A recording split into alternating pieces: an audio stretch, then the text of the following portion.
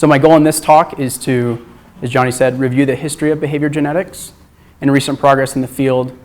And this field is sort of known as the science of nature and nurture. That is, how do environment and genetic inheritance, how do those effects interact to influence psychological traits, psychiatric disorders, really anything that a psychologist would want to measure. And there's been a lot of progress in this field in recent years due to the low cost of genotyping, and advances in the low cost of genotyping has made it so that there are potentially many interesting applications coming down the pike, such as embryo selection, CRISPR-Cas9 editing, and other techniques that could potentially modify the traits in a population or the trait that an individual comes to express at the genetic level. So I suppose the first and most natural question to ask is, what is behavioral genetics? It's not just looking at people who are tall and short. I think everyone recognizes that there are naturally occurring differences between people in height, and that those differences have a substantial genetic component. But maybe what is not as obvious is the fact that psychological traits, people differ on psychological traits, perhaps for genetic reasons. Behavior geneticists ask what makes people lighthearted, what makes others serious, so differences in temperament, what makes some people bright and others dull, and what makes somebody predisposed to 1, 2, or even 3 psychiatric disorders, whereas others are entirely cognitively healthy. What causes these differences? It could be genes, it could be environment, it could be a lot of things. And behavior geneticists try to pinpoint what exactly is going on with these differences. And because behavior geneticists focus on differences, it'll be useful to keep in mind the concept of variance, which is a statistic used throughout science to quantify differences in a population.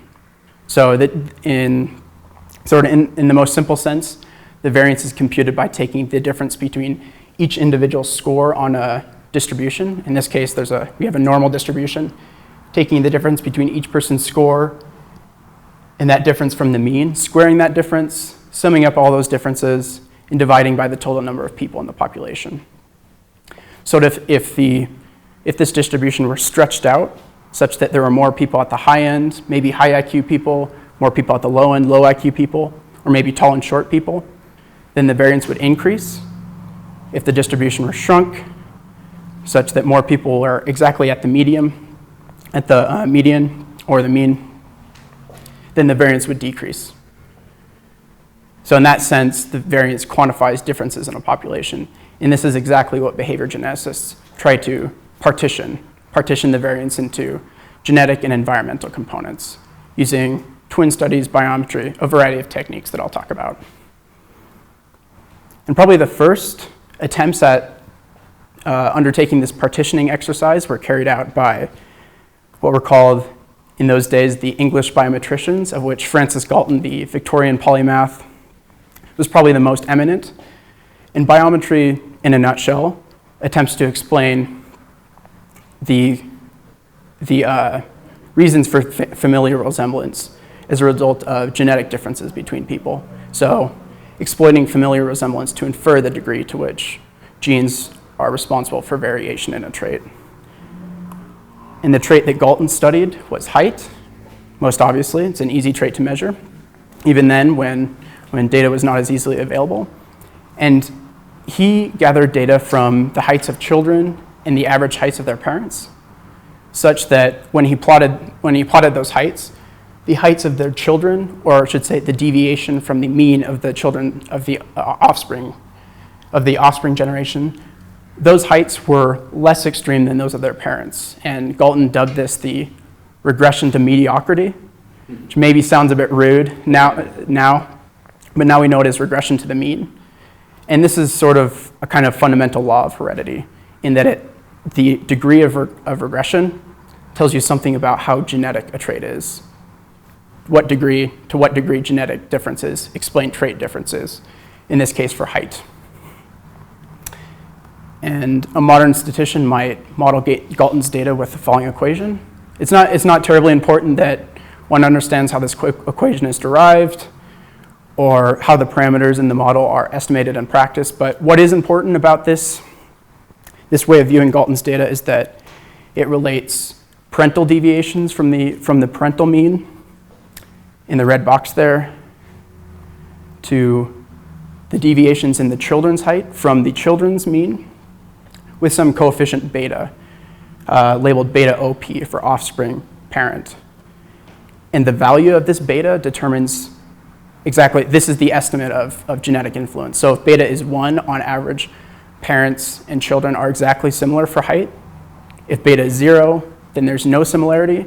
And in that case, we would assume that genetic differences are not playing any role in height, in the variation in height. So the result that Galton got was that beta is 2/3. At least this was the first estimate, quantitative estimate of genetic influence on a continuous trait. And to modern statisticians who are now able to do a little bit more statistical math and show that this is equivalent to the heritability of the trait, the degree to which genetic influences explain trait differences, this tells you that 2/3 is accounted for by genes and 1/3 is accounted for by environment. In Galton's day, he didn't actually interpret this parameter as genes and environment. He interpreted it as genes and then the effect of sort of a background ancestry. And now we interpret this beta coefficient differently. Arguably, Galton was probably the first behavior geneticist in that he was already sort of applying these concepts, these statistical methods to behavioral traits when he wrote the book Hereditary Genius, which was a study of the pedigree of nobility in Victorian English, in Victorian England, trying to get a sense of what made some people smart and able to do well in society. So in that sense, he was looking at a psychological trait, and he became a behavior geneticist. Around the same time, Gregor Mendel, I'm sure a lot of people know, the pea plants, all that, was looking at discrete traits, that is, what makes a seed round or wrinkled, what makes a seed pod yellow or green, simple traits that are discrete, they can be easily measured. And Mendel's experiments resulted in two more laws of heredity, which tell geneticists something about the mechanism of transmission of genes.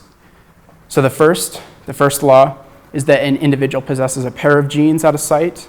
Could be big R, big R, big R, little r, 2 little r's, however you want to notate it. And that when one becomes a parent, one of those genes is randomly transmitted to the offspring. The second law is that genes at different sites that maybe control different traits are transmitted independently of one another, such that Mendel was able to observe yellow peas that are wrinkled, green peas that are wrinkled, green peas that are round, yellow peas that are round, every combination of these two traits of seed shape and pod color.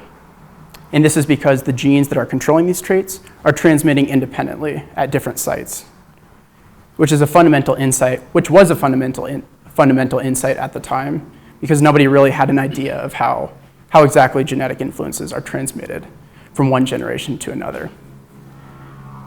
But there's obviously a bit of a gap between these two approaches, the biometrical approach of Galton and the Mendelian approach of Mendel and his later interpreters.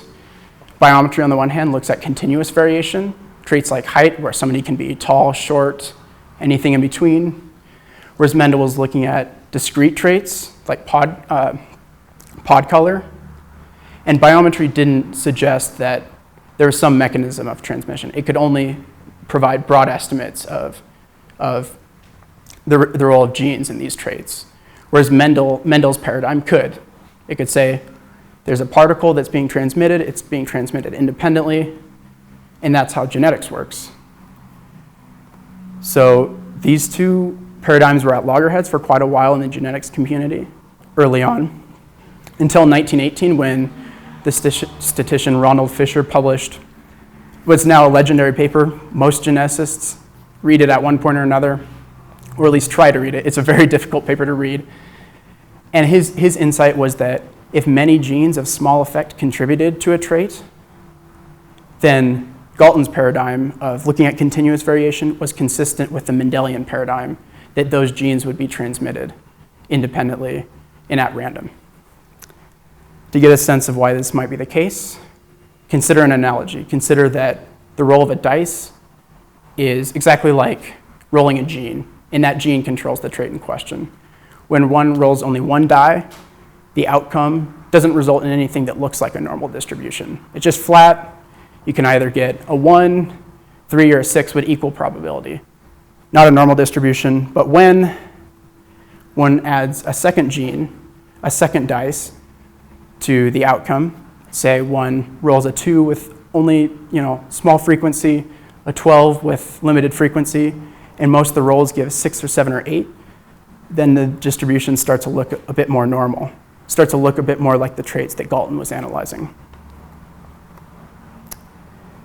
And when many dice or many genes control the trait, then the trait effectively is a normal distribution. A statistician would look at this and say, we can model this as a normal distribution. We can use Galton's models to analyze this trait, while keeping in mind that there are specific genes that someone like Mendel would say are controlling the trait. So this is how heredity was all worked out in the early, when behavior geneticists were just starting to get their ideas off the ground. Okay. Well, one problem with Galton's paradigm, which was that the genes, well, I should say, one problem with Galton's paradigm and Mendel's paradigm was that the specific genes weren't known at the time. There was no way to actually go in, detect DNA, see what genes a person had, and see if those contributed to trait variation. So from the 50s onwards, behavior geneticists sort of relegated themselves to working Galton's paradigm, looking in this case at twins, which offer a bit more of a fine-grained approach to getting at the causes of human variation. Not just genetics or environment, but as we'll see, something more. And twins, if you all weren't already aware, there are two types of twins, two flavors. Monozygotic twins that on average share effectively all their DNA. Dizygotic twins or fraternal twins that share on average 50% of their DNA. And this picture here, this is from a recent documentary, 3 Identical Strangers. These are monozygotic triplets separated at birth, unfortunately by behavior geneticists at that time. And this documentary tracks what they were like when they were growing up, and then when they reunited in adulthood. And of course, they're suspiciously similar, which says something about the role of genes in behavior. It's a great documentary, should definitely watch it. All right, so there's a little bit of background about the model for twin studies. Twin studies partition the trait into 3 components. Say that trait is X, and it's composed of a genetic component A, shared environmental component C, where shared environment refers to the fact that there's some influences that make twins more similar than other twins, such as growing up in the same home, being treated similarly by the same parents, things of that nature. And then there's a third component, the non-shared environment, which is notated as E. And those are the forces that should tend to make twins dissimilar. Say a car accident, meeting a particular teacher at one time or another, sort of idiosyncratic life events, or maybe even developmental noise as a person's body and brain develop. So put simply, this equation results from this model. And if one takes the variance of both sides of this equation, one arrives at the following statement where the variance in the trait sigma squared x is being partitioned into sigma squared a, the additive genetic variance, sigma squared c, the shared environmental variance, and sigma squared e, the non-shared environmental variance.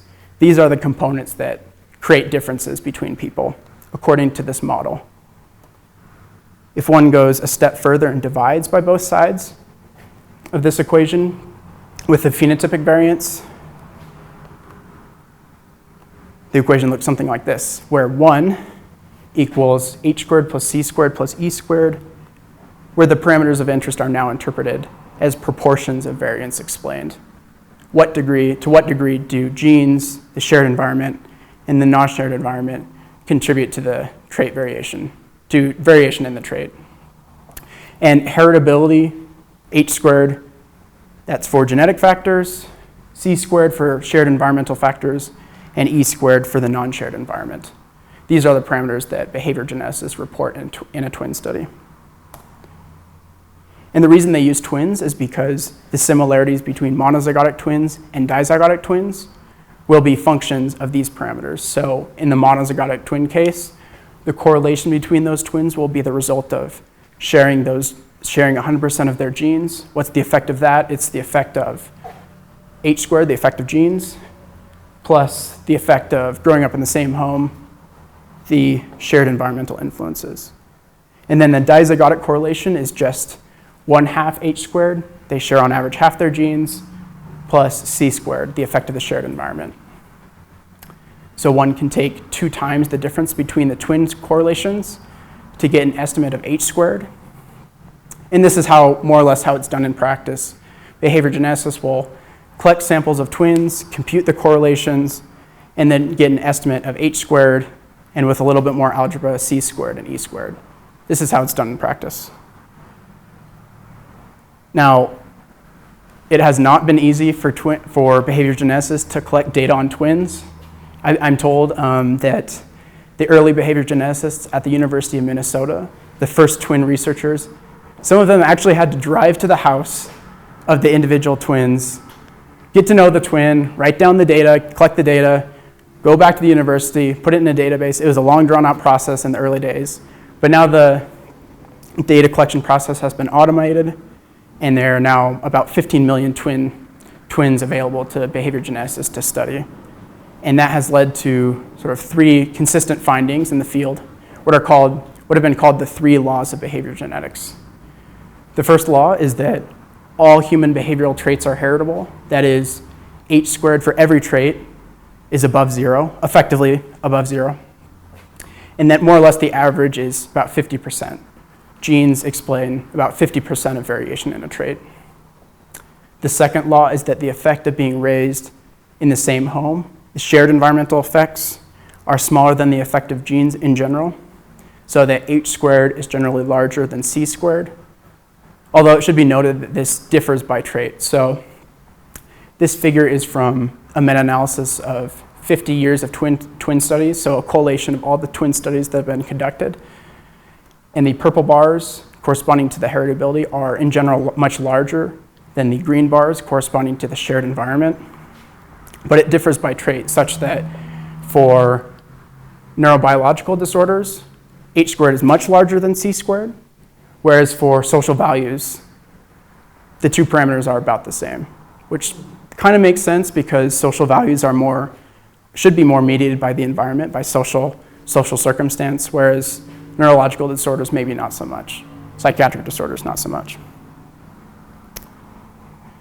So having gotten a sense of twin studies, how they work, what the basic results are, behavior geneticists like to go one step further and then interpret the parameters. How does one actually interpret H squared, the effect of genes, C squared, and so on? In the case of heritability, it's not so much a matter of genes having a direct biological effect on one's brain, or at least it may not necessarily be so, because in principle, H squared can represent environmental mediation. The effect of genes can be mediated by the environment as people select into one environment or the other, and that environment in turn changes their trait. So this is almost certainly the case in the case of intelligence. When people are really young in childhood, the heritability of intelligence is 20 to 30%, so not very large at all. But in adulthood, the heritability of intelligence is about 80%, or at least the upper bound is about 80%. And those differences, that age-dependent difference, could be due to maybe bright kids when they're going through the educational system. They go to demanding schools that require them to do homework. They're thinking about difficult problems, doing a lot of reading. That stimulates the brain, and at the least, allows them to get a higher IQ score when they take a test in the follow-up. So that the effect of genes, the initial effect of genes on a child's intelligence, those are amplified over time as they select into educationally demanding environments. And then C squared is not easily interpretable either, in the sense that even though C squared is small, suggesting that the effect of the home environment, it doesn't really make much of a difference in people's traits, as Robert Plomin might say, a famous behavior geneticist. It does matter in the sense that nobody would want to not sign their kid up for music lessons because they recognize that it's not going to change their kids' underlying intelligence, how extroverted they are. If you're a good parent, hopefully, you would want to sign your kid up for music lessons because it's intrinsically enjoyable. It's an activity that people enjoy, people like to be part of bands, that kind of thing. So the shared environment matters, how parents treat their children matters, even if it doesn't make a difference for the traits of the children. And then E squared is not easily interpretable either, in the sense that behavior geneticists have come to know that the idiosyncratic life events that should cause twins to be different on traits, such as probably the canonical example is getting in a car accident. One twin can get in a car accident, lose a limb, and that might affect their psychology. Another not so much, because they didn't get in a car accident. When behavior geneticists measure those kinds of outcomes, they don't actually explain variation in the non-shared environmental component. Eric Turkheimer, who first popularized this finding, termed it the gloomy prospect, in the sense that if behavior geneticists can't actually measure the things that are making a difference between twins, they can't actually measure the underlying causes of non-shared environmental variation, then what gives? Can we even get a handle on that component of variation? Maybe it's just unsystematic. We can't even analyze it scientifically. So he called it the gloomy prospect because as a behavior geneticist, he wants to know what goes into E squared. So the behavior geneticist Eric Turkheimer has called this the gloomy prospect because as a behavior geneticist himself, he wants to know what's causing variation in the non-shared environment. He wants to actually measure what outcomes are causing that variation. And it seems that most behavior geneticists are open to the possibility that the non-shared environment might actually represent a kind of biological noise, in that genes don't perfectly dictate the exact movement of every molecule of every cell in a body and in a brain as it develops, even if they dictate developmental rules, such as a neuron must have some dendrites, it must have some communication with other neurons. There's a way to be a neuron. There's developmental rules that are specified by that genetic program. So this video right here illustrates this difference between developmental rules and developmental randomness, in the sense that a normal neuron will have neurons, or a normal neuron will have dendrites. It will have spikes to communicate with other neurons because that's how the developmental program is wired genetically, such that a mutated neuron might not have dendrites. The genetic program has gone wrong.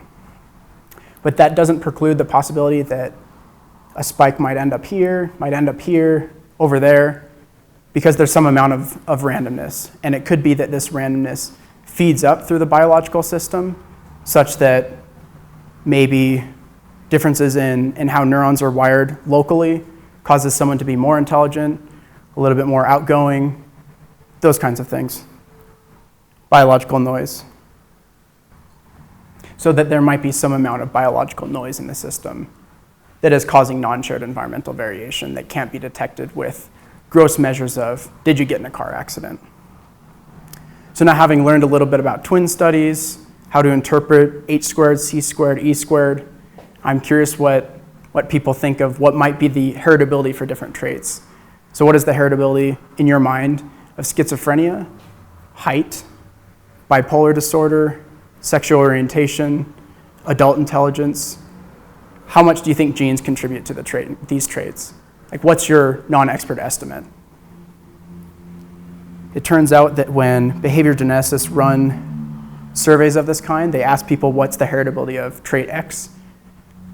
The lay estimates are actually fairly close to the published estimates in the scientific literature, such that if someone says, I think the heritability of musical intelligence is 50%, the actual result is about 50%, which is interesting. Maybe suggesting that people have some sort of motive, evolutionary psychological motive, to understand why genes are causing differences between people. Maybe it's relevant for mating, who knows? There's some reason why people are so accurate with their judgments. Although there are some exceptions, breast cancer, for example, sexual orientation, and there might be interesting reasons why that could be the case. Interestingly, the behavior geneticist that ran this survey, this is out of James Lee's lab at the University of Minnesota, they found that educated mothers with more than two children or more, were the most accurate in their judgments of heritability, which maybe suggests that those are exactly the kinds of people that would know what makes their children different and what doesn't. Maybe, my parenting behavior didn't make too much of a difference. It was really just all the genes. Okay. So a summary of the results of twin studies. The phenotypic variance can be proportioned into genetic, shared environmental, and non-shared environmental components. Genetic differences account for about half or slightly more of total trait variation. This shared environment accounts for very little. Non-shared environmental variation is unsystematic, possibly representing the results of idiosyncratic life events and maybe even developmental noise. It's also worth mentioning that the results of twin studies don't perfectly suggest that one result for heritability, non-shared environment, or shared environment is exactly the true heritability. There's some wiggle room in the models such that the heritability for one trait might be actually a little bit higher than its true value when it's estimated in a study. Now this is all well and good, so we have broad estimates of the role of genes, the role of the shared environment, and the role of the non-shared environment, but that's still not all that great. Ideally, we would like to know which genes contribute to the trait in question, how many there are, where they're located in the genome, and maybe even compute a kind of polygenic score, and a readout of a person's genetic predisposition for a trait based on which genes they have, those genes being identified in large genetic studies. So there's a lot to say about this topic. Briefly, let me mention how DNA level data is collected. Basically, what a company like 23andMe is doing and the behavior geneticists that access 23andMe's data is doing, they're looking at single nucleotide polymorphisms, which is to say sites that differ by a single letter. You can substitute a C for a T at, say, SNP 54862. And the human genome contains over 3 billion sites, but only about 10 million of these are common single nucleotide polymorphisms. So only a small sliver of the whole genome actually varies between individuals. And it's this variation that a genotyping array built by 23andMe is trying to capture variation in what are called SNPs. There are a couple caveats with how this is done in practice, in that only SNPs that are deemed common, where the rarer of the two letters or the two alleles, it represents at least 1% of all the letters in the population. Those are captured by 23andMe arrays, genotyping arrays, but not more rare variation, where, say, there's only one person that has a T at this particular SNP. That SNP would not be captured by a genotyping array. Another caveat is that even amongst common SNPs, not all of those are measured explicitly on the chip, on the genotyping array, such that geneticists are missing out on some amount of variation. There's some variation in the genome that's not being accounted for in the studies that behavior geneticists carry out with this data. But nonetheless, DNA data in psychology has proliferated due to the drop in cost of genotyping and whole genome sequencing since the early 2000s, such that now somebody can get a whole genome sequence, which is more or less a scan of every single letter in the genome, for about $300. Nebula Genomics, Dante Labs is about $300.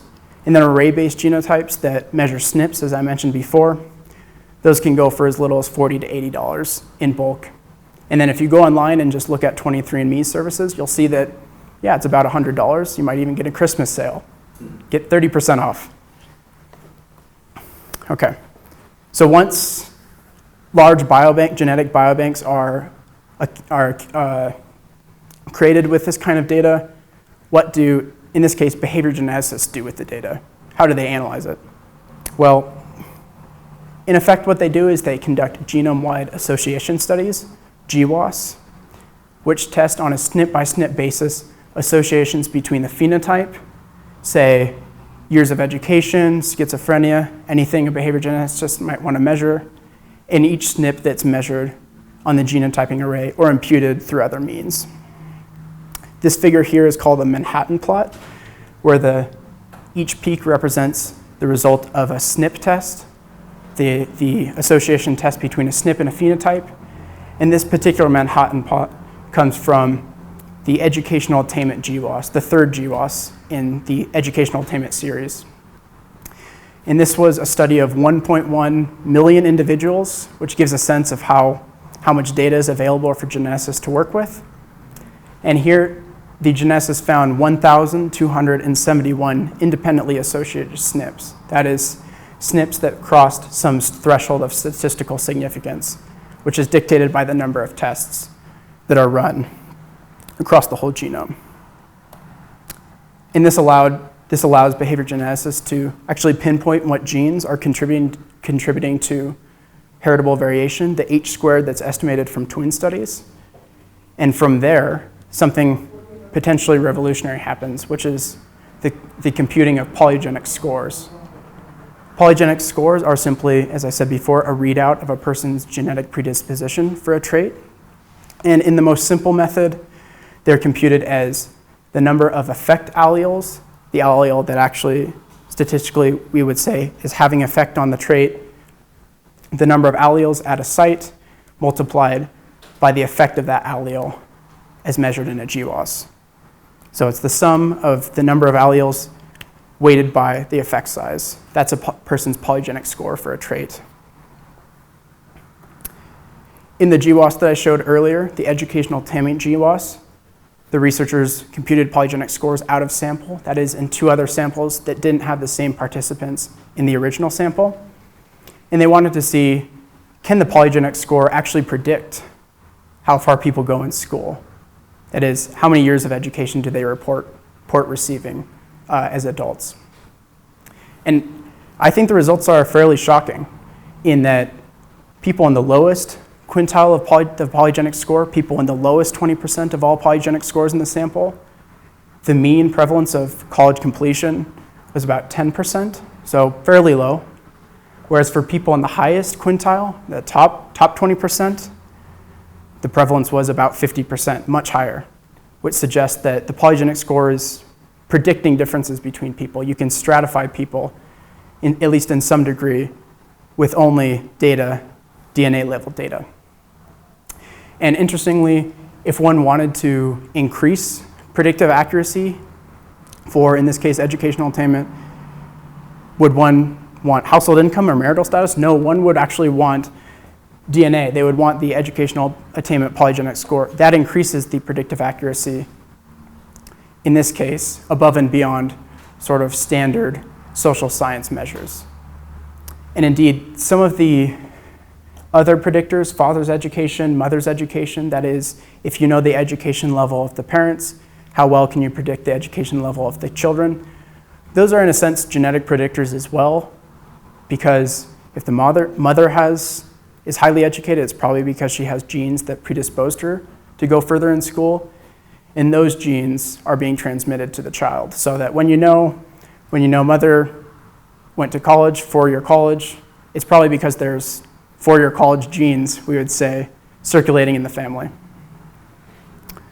Okay, so polygenic scores are revolutionizing the field at the moment, in the sense that behavior geneticists can now tackle many different topics in social science. So researchers are now looking at migration patterns, social mobility, educational tracking, the effectiveness of environmental interventions, that is, trying to see if a policy change is really an environmental effect and not just due to genetic differences between people.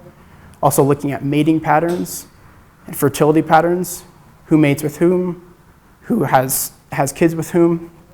All of these topics in social science can be approached from a genetic standpoint.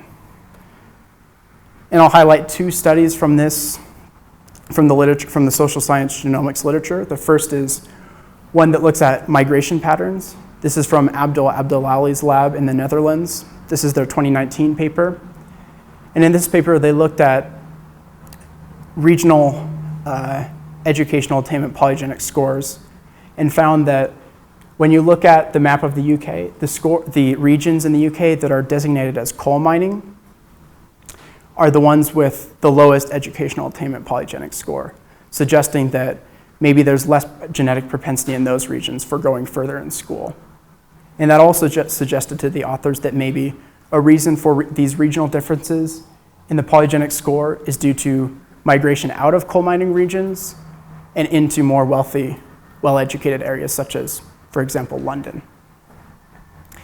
Because the UK Biobank, the data that Abdul Ali was using, tracks the movement of people. People report, yes, I live in one city, I moved to another city.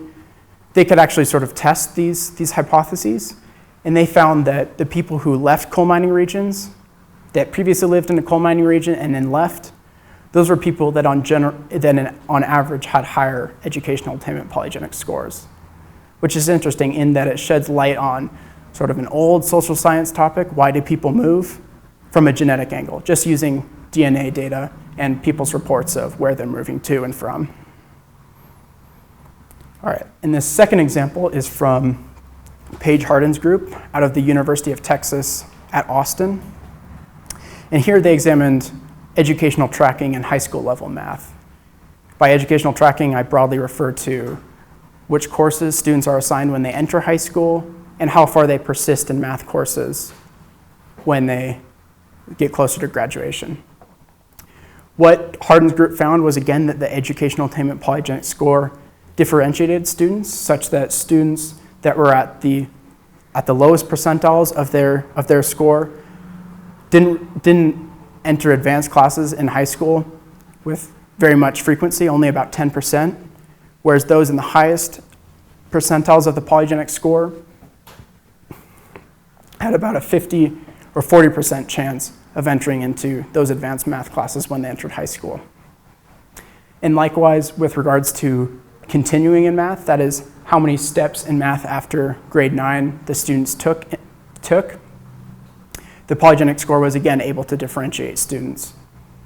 Interestingly, Hardin's group also found that there was an effect of social circumstance in that the quality of school also mattered, so that for students that were at the lowest percentile of the polygenic score, but were also in schools in the lowest quartile of their measure of school quality, those were students that were likely not to go much further in their math education.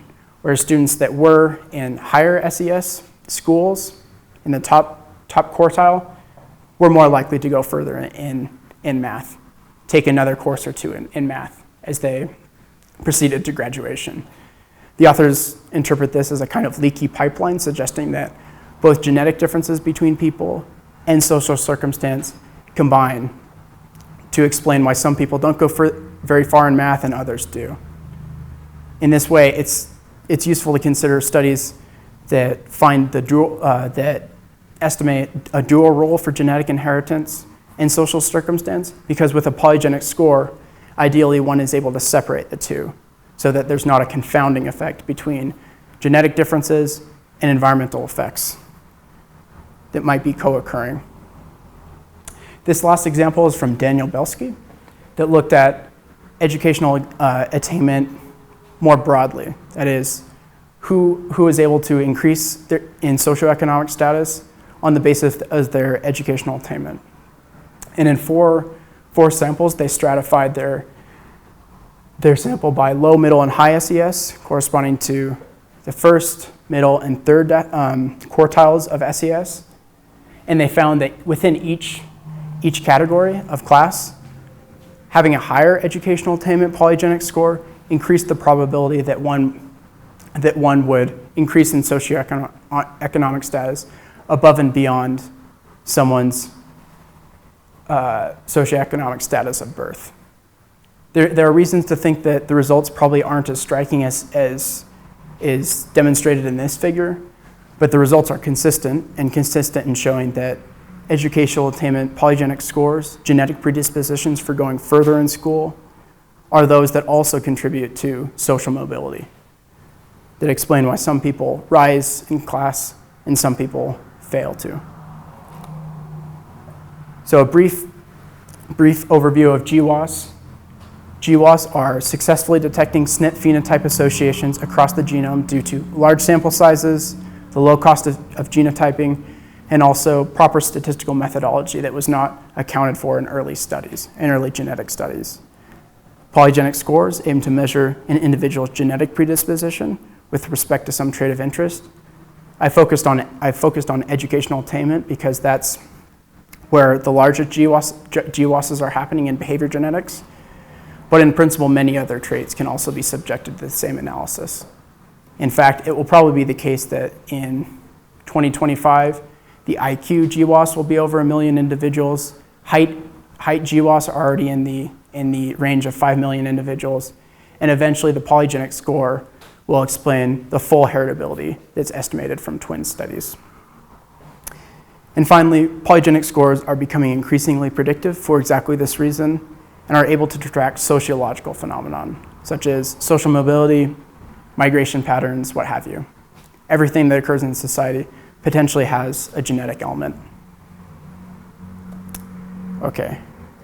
And polygenic scores will probably be the foremost tool that behavior geneticists use, and really clinicians use, to actually change the traits in question, to change the traits that people come to express later in life, and that potentially cause them to go further in school, further in class status.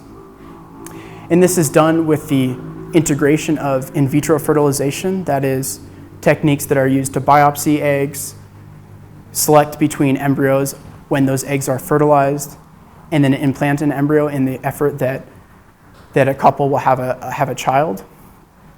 That routine can be integrated with polygenic scoring at the second step, whereby embryos, say, line them up, you pluck off a cell, you sequence it, and you compute a polygenic score for that embryo on some trait of interest. It could be a polygenic score for cardiovascular disease, or it could be a polygenic score for IQ. Potentially everything is on the table in that it's really just a matter of the genes.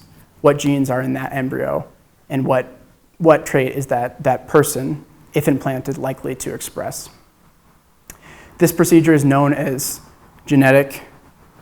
pre-implantation genetic testing for polygenic disorders, where polygenic refers to the fact that many thousands of genes are responsible for trait variation, and it's meant to contrast this service with other forms of genetic testing, whereby clinicians are able to screen for gross chromosomal abnormalities such as aneuploidies, the aneuploidies that cause Down syndrome, for instance, or even for the presence of mutations of large effect, such as the BRCA gene. When mutated, the BRCA gene causes a vastly increased probability of developing breast cancer. Those are traditional screening techniques, and PGTP uses polygenic scores to go one step further. This is happening right now. Embryo selection is happening right now. Baby Aria, was the world's first PGT baby, born only a couple years ago. The service was offered by a company named Genomic Prediction, and Genomic Prediction recently gave an interview with the parents in which, with the parents' permission, the PGTP report that was given to the parents was disclosed, and it looks something like this. This is a stylized version of that report. So the parents were able to select between 4 embryos, one of which had an aneuploidy, so was not selected, and 3 others of which had a comparatively low polygenic score for it was a weighted polygenic score for common diseases such as cardiovascular disease, breast cancer, things of that sort. And eventually Aria was the embryo that was selected, and that is in effect how this procedure is done. Parents are able to see the results for the embryos and select one for implantation. Now, a lot of geneticists and statistical geneticists are trying to get a sense on what gains can we expect from this service. And there are a number of results in the literature, but probably the easiest way to understand what we might expect is with the model of Shai Karmi's group. This is from their paper in 2019, their model that they derive and validate in real data. It relates the expected gain, that is the average difference between the expressed trait of a person who's not selected with embryo selection versus one who is, that expected gain related to 3 parameters of interest. The phenotypic variation, or the standard deviation, that is how much differences there are to select on in the first place in the population, the power of the polygenic score, in this case the correlation between the polygenic score and the trait, and the square root of the log number of embryos that are available from which to select.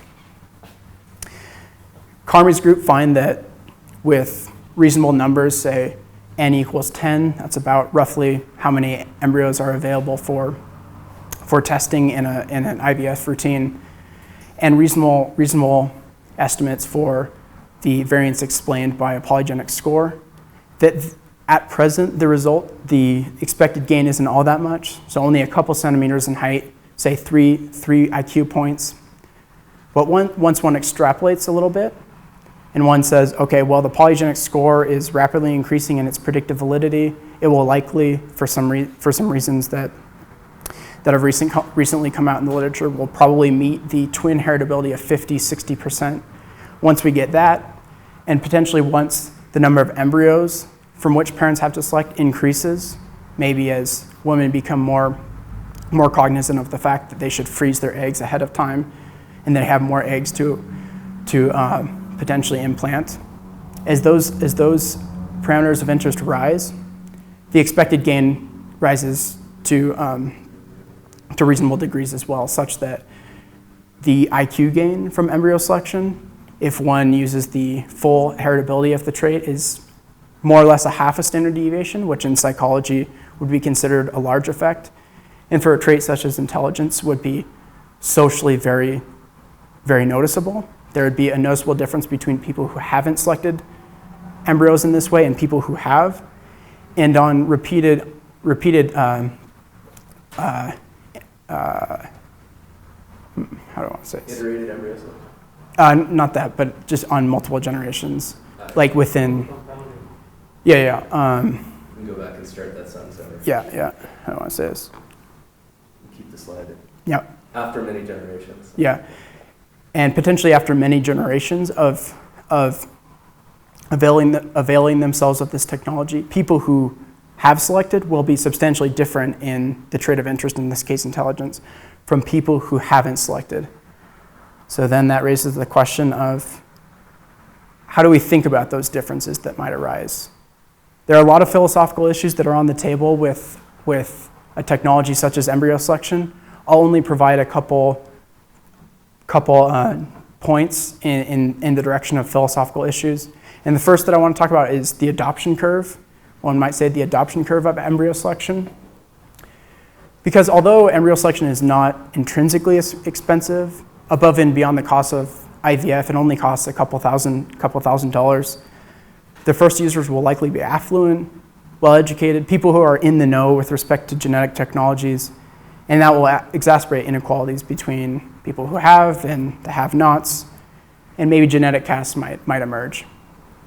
Economists like to talk about an adoption curve, that is when a new technology is introduced to a population, it's generally expensive, not many people want to avail themselves of it, but then eventually as more people come to see the fruits of this technology, more people adopt it, until after some time there's only a few people, a few laggards that for one reason or another have not used the technology.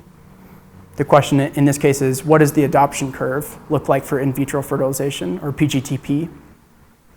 And what are the effects at each point of this adoption curve? Might there be a kind of first mover advantage whereby people who, after a couple generations, have selected their kids for traits of interest, they're substantially different than people who haven't, even if we're not very far up the adoption curve. We're not in the region where most people are thinking about using PGTP or have already used it. And there might be a large first mover effect with respect to this technology. Another distinction to make with respect to the gains that might accrue from the use of PGTP is that some of those gains might be positional, some might be absolute, where positional refers to the fact that the gain for an individual might be useful, but for society as a whole, the net gain is 0 or possibly even negative. So an example of this might be height. For an individual, being a little bit taller on average might help. It might help with in employment context, for instance. But for society as a whole, if everyone is taller, if the mean height increases a little bit, then the relative differences between people and their height haven't changed at all. And everyone is just putting in more resources to make their children higher, to be able to compete with an already tall population. So the net gain is arguably negative in that case. Education might have a similar positional effect in that perhaps education really isn't a matter of developing skills, of human capital. Maybe it's simply a matter of credentialing people, of seeing that, yes, the person who has a degree is a person who's smart, hardworking. We're just confirming that the person already had those traits to begin with. If that's the case and we select for more education, then we're simply selecting for a more intense credentialing regime, which could be made much more simpler if we just use IQ tests, just use some personality measurements, and just do away with the whole education as people go further and further and spend many years in education. But education and IQ might not be entirely positional goods. They might have an absolute element to them in the sense that having a higher IQ population probably means that more smart people are around to develop new technologies, make society run, and that's a good for everyone to live in such a society. Another example of an absolute good could be genetically mediated universal vaccination. This is a proposal that's been given by the geneticist George Church. Maybe if we genetically engineer the receptor to which the influenza virus binds in such a way that the virus can't evolve to be any more virulent or any more aggressive in later generations, we completely extinguish the possibility that influenza could infect humans or at least cause them to become sick. That would be an absolute good. We wouldn't be passing on any costs to other people. The population would simply become healthier. So that's all I'll say about philosophical issues for now. Of course, there are many people who are thinking about these topics from a variety of political perspectives. Julian Savulescu, Jonathan Anomaly are two names that come to mind with respect to how do we think about these kinds of topics. But my goal in this talk has been to discuss behavior genetics, what the science is telling us, where it's going, where it's been, these kinds of things, and really the end point for behavior genetics is application. As behavior genetics progresses, its applications become more and more apparent and implementable, so that it will probably be the case that the 21st century will be viewed as a kind of an inflection point in human evolution, where evolution was occurring randomly for all of human history until now, where we're able to direct our own evolution.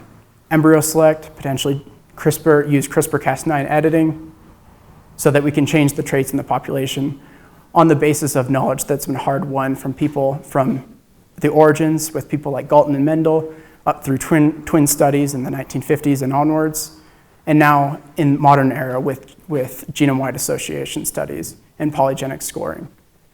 The maturing science of genetics is allowing these possibilities to come to fruition. So it will be an exciting time. The 21st century will be exciting. If this topic interests you, if behavior genetics is something that you think you might want to pursue, the Institute of Behavioral Genetics in Boulder, Colorado, sort of the birthplace of the field, hosts an international conference at which the top behavior geneticists train younger geneticists in the statistical methods that are used to run a genome-wide association study, compute polygenic scores, things of that nature. It's open every summer, either digitally or in person, and the 2022 conference will be from June 6th to 16th. If you want to get in contact with IBG, the Institute for Behavior Genetics, you can contact IBG Workshop at colorado.edu, potentially sign up. There are multiple spots open for both early and late time zones.